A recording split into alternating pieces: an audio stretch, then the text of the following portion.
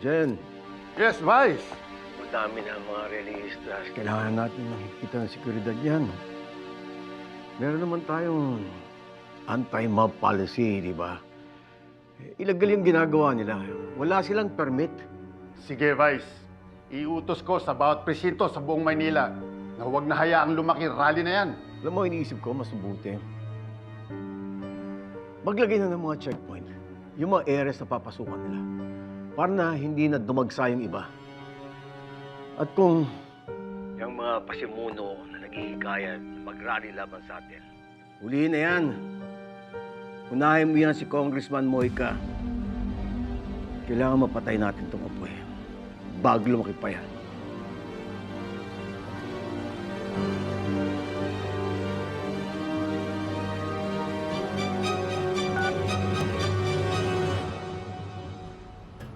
Tapos natin puntahan ang kakilala ni Teng. Kailangan maglilo muna tayo. Medyo umiwas muna tayo sa gulo. Masyado nang sumisikip ang mundo natin. Lalo na't alam ng mga gerero at mga kalaban natin ang katotohanan, ha? Pag-aralan natin ng mabuti lahat ng mga galawan natin, Tanggol. Huwag tayong basta-basta lulusog. Masyadong mainit ang sitwasyon. Dahil alam nila na ikaw na ang totoong mayor ng Maynila. Tama yung papa mo, Tanggol. Lahat ng paraan gagawin ng mga gerero para patayin ka.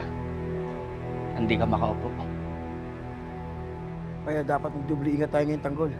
Kapag lumabas yung totoong resulta, tsaka lumantad sa mga tao at magpakita sa kanila. Ginagawa naman lahat ni na Congressman Moica para lumabas ang katotohanan eh. Nagalani na nga yung mga tao. Ilang araw na lang ang natitira. Malalaman na ng lahat ang katotohanan na si Tanggol ang totoong uupo sa City Hall para pamunuan ang buong Maynila. Ito na to, Tanggol. Ikaw na lang hinihintay ng buong Maynila para mabago tong buong lungsod.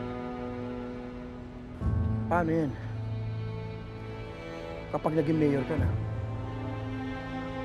maghiwalay-walay na ba tayo?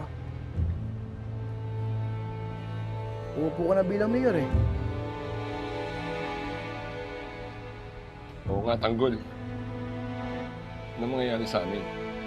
Hindi naman pwede magkakasama pa rin tayo. Dahil lahat kami, nahanap pa rin ng batas. Alam niyo ang mangyayari. Makukulong tayong lahat. Ayun naman ang nararapat eh, dahil sa mga ginawa natin mga kasalanan eh. Lalong-lalo na ako. Papa, Ako, Tanggol. Yun naman ang tama eh. Di ba? Ikaw na ngayon ang mayor. Oh, paano yan? Aayusin mo lahat ang mali. Ididiretso mo lahat ng mga baluktot. Aayusin mo lahat ng mga sitwasyon sa City Hall. Paparusahan mo ang lahat ng mga lumabag sa batas. Pati na ang sarili mong ama.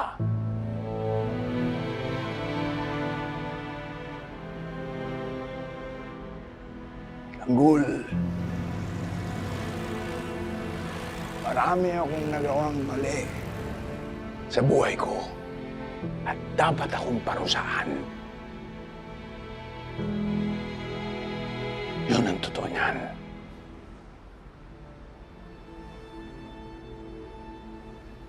Alam mo, ito na yata ang pinakatamang desisyon na ginawa ko sa buhay ko.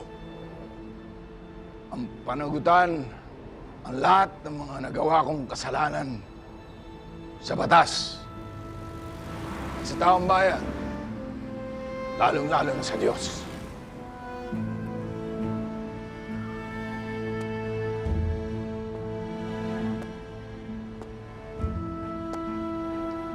Ako na ang magiging mayor ng Maynila.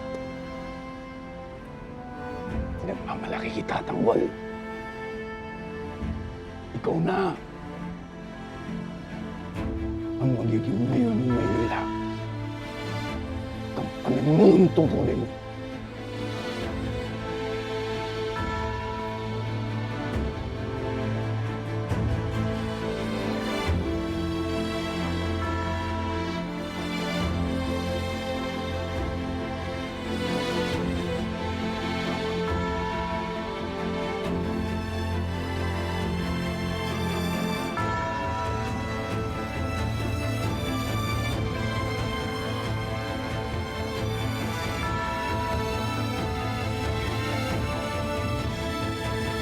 Tinding, nasaan ho si Tanggol? Dapat nga ho, kasama natin siya ngayon eh. Nagtatago din si Tanggol sa mga gerero. Pero huwag kayong mag-alala, lalabas din yun. Hindi niya tayo hahayaang lumaban nang wala siya. Tindeng! Diyos ko, Tindeng! Tingnan mo! Ano yun? Ang dami nating views, halos 500,000 na! Ay! Nakakatuwa naman. Dahil maraming naniniwala sa pinaglalaban natin. Naku, magtiwala ka, Roda. Nalalabi na ang mga araw ng mga gerero. Kong, ano nang gagawin natin? Sigurado ako na sa kabila ng pagsasalita niyo ni Aling Tinding, hindi pa rin titigil ang mga gerero. Ano pa nga ba? Tawagin na lahat yung mga kasama natin. Dadalhin natin laban doon sa mga gerero. Ano yun?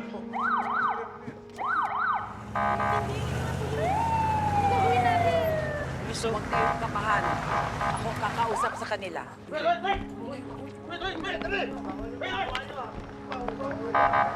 Kayo po ba si Matilda Asuncion? Ako nga. Bakit? Anong kailangan nyo? Kasama niyo po ba si Congressman Leo at ang mga konsehales sa partido niya? Inaaresto namin kayo sa pag-utos ni Vice Mayor Roberto Guerrero. Bakit anong kaso niya? Slander at inciting to sedition dahil sa pagpapakalat niyo ng mga kasinungalingan tungkol sa mga gerero at sa paglaban niyo sa mga pamumuno nila. Hindi kami nagsisinungaling. Sabihin mo Totoong sa Marites, magnanakaw at lumabas na kayo. mamamatay tao ang mga gerero. Oo nga, tama! Sa presinto na kayo magpaliwanag. Huliin niyo sila!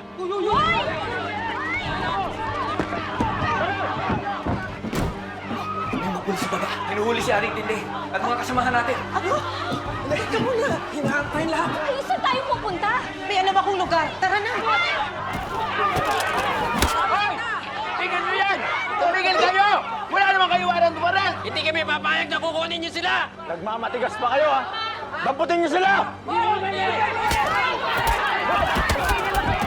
Teka muna si Tinding. Sinabi ni Aling Tinding, tumakas na daw tayo lahat. Aling Taswag, mahuhuli ka rin ng mga pulis. Hindi ka pwedeng iwanan ng nanay ko.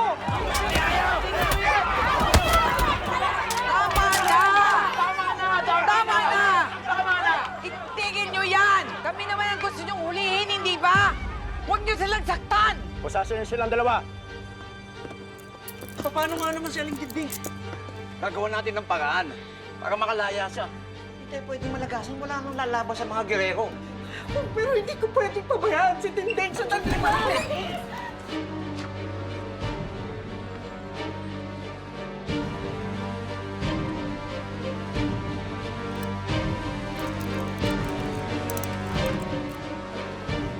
Marites, walang pwedeng tumulong kay Tinding kapag nahuli tayo. Kailangan itanggol ang tulong natin. Hindi niya kaya yung laban nito mag-isa. Taka na, halika na. Halika na. Tara.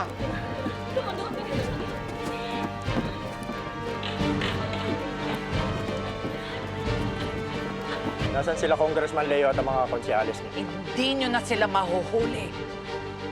At kung inaakala ninyo na dito na magtatapos ang laban sa mga gerero, nagkakamali kayo. Sige na, dalhin niyo sa kotse. Akyatin niyo yung bahay. Hanapin niyo sila.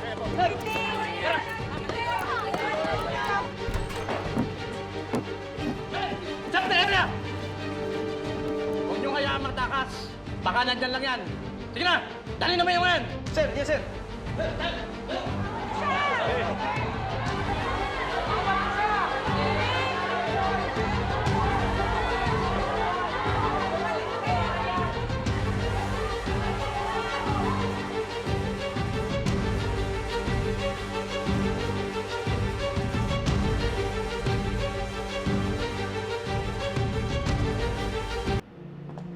kang mag-alala, Ponggay, ha? Pag wala akong operasyon, tutok ako sa'yo para masigurado natin na ligtas ka.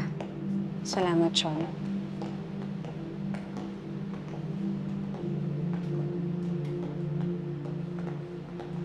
Bakit ganyan yung mga tingin mo? Ewan ko. Siguro dahil feeling nila, kalaban ka dahil may kaso ka. Sir, Bakit kayo nakatambay dyan? Kanina pa kayo nahanap ni Sargento ah. Pasensya na, sir. Sige na.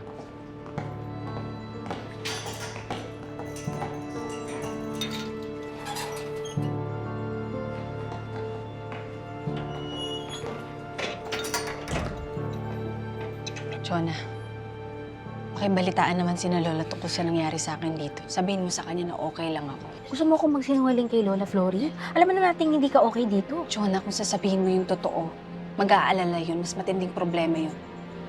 Sabi na lang na okay lang ako. Bagay, sige kakausapin natin.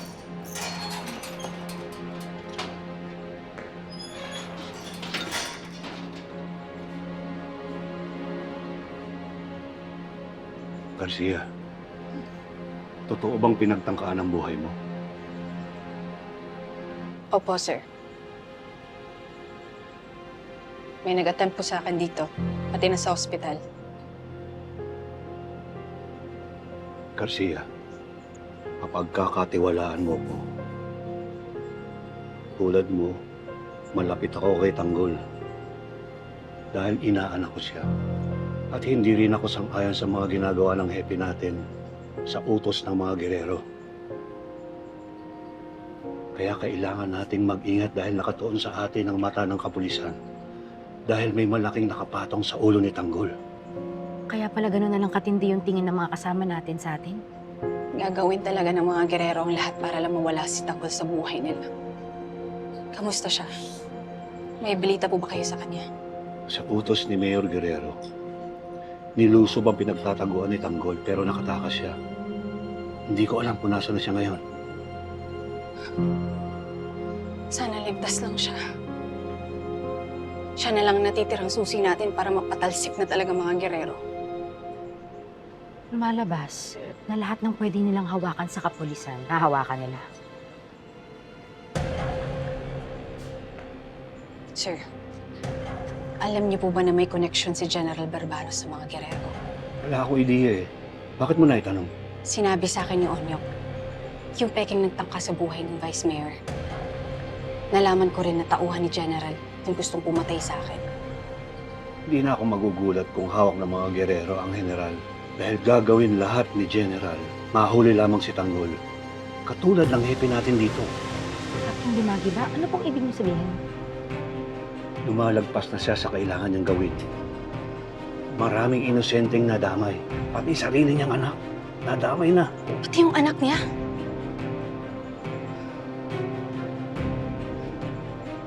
Akalain na ganito kadumi ang matutuklasan ko sa pagpasok ko sa pagkapulis. Totoo nga ang daming tiwali sa loob ng institusyon na to. At dami pang kailangang ayusin.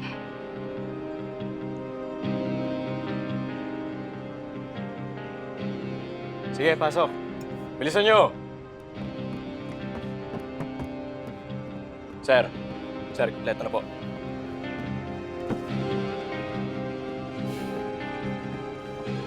Kinig kayo.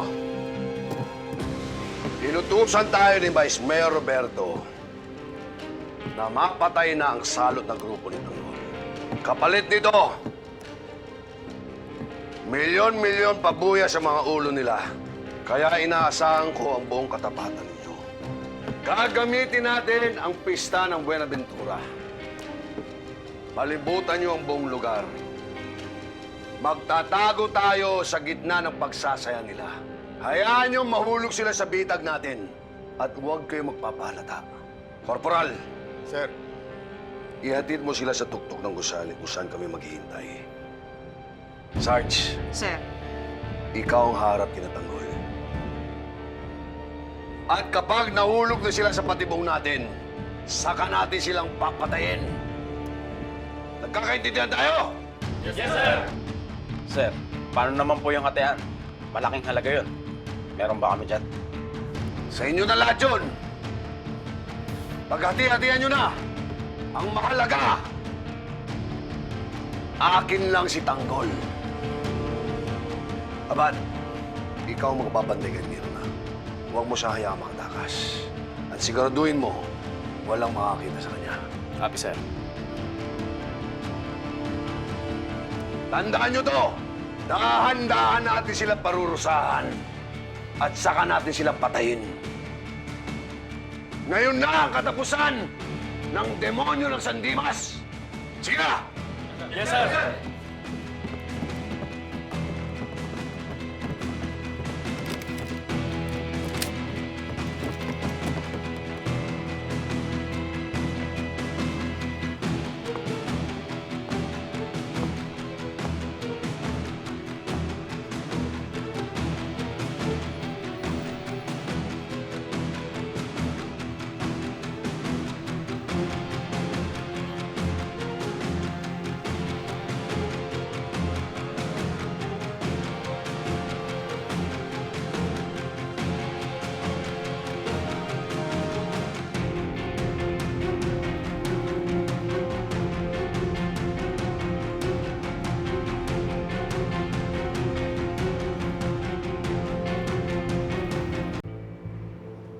Alam nyo, hanga ako kay Boss Ramon. Iniisip niya agad pakulong. Kapag naging mayor na si Tanggol. Kung iba yan, sigurado, gagamitin yung koneksyon para takasan yung batas. Kilala naman natin si Tanggol eh. May prinsipyo siya. At patas sa mga desisyon niya. At kung sakaling umupo siya bilang mayor, siguradong walang kamag-anak, kaibigan. Sigurado lahat pantay-pantay. Yung mismong tatay ni Tanggol, handang magpakulong. Pag naging mayor na siya, tayo pa kaya? Eh kung yun lang ba yung paraan para maitama natin lahat ng nagawa nating kasalanan, bakit hindi? Pero, habang may buhay, may pag-asa, pwede pa rin tayo magbago.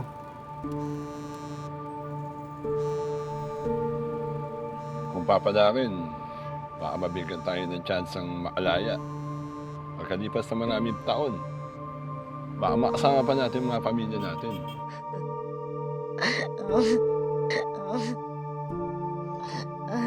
Kapag hindi sinagot to ng inutil mo, anak,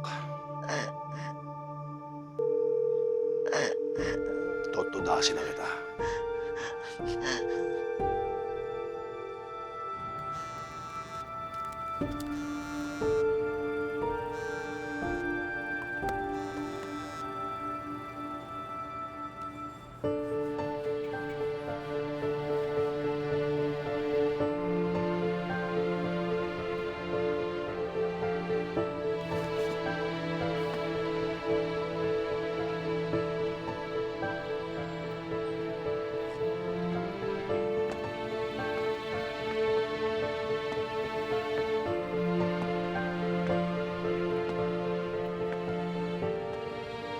Teng. Nicole.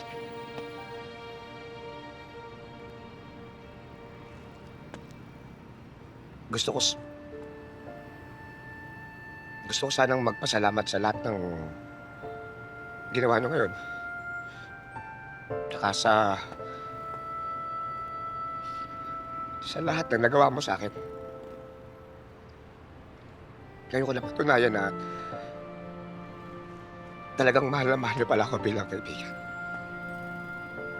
Ano ka ba, Teng? Mula nung mga bata pa lang tayo magkakasama na tayo. Sa hirap at ginawa, kahit minsan di tayo nag-iwanan. Ngayon pa ba namin pababayaan? Ngayon alam namin na kailangan mo ang tulong namin. Huwag kang mag-alala. Gagawin natin ang lahat para gumaling sa Aling Mirna. Salamat, Tanggol. Tanggol, gusto ko lang sabihin sa'yo.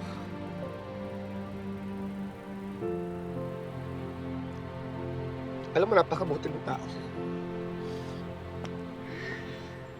Kaya ako sumusunod sa'yo. Kaya ako palagi nandito sa'yo. Kaya alam ko, nararapat na ikaw ang dapat na maging mayor ng Maynila. Tandaan mo, Tanggol. Kung sakali man na magkasala ako sa'yo o may magawa akong masama,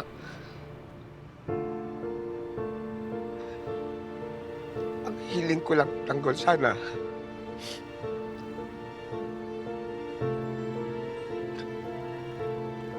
mapatawad mo ko. Tandaan mo, mahal na mahal ko kayo. Teng, huwag mo sabihin yan. Wala kang magiging kasalanan sa amin. At kahit dumating ang pagkakataon na magkamali ka, pinapangako ko sa'yo, mapapatawad kita.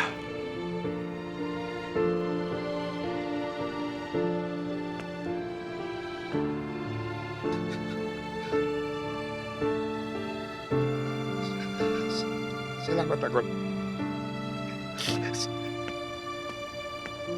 Salamat, Tanggol.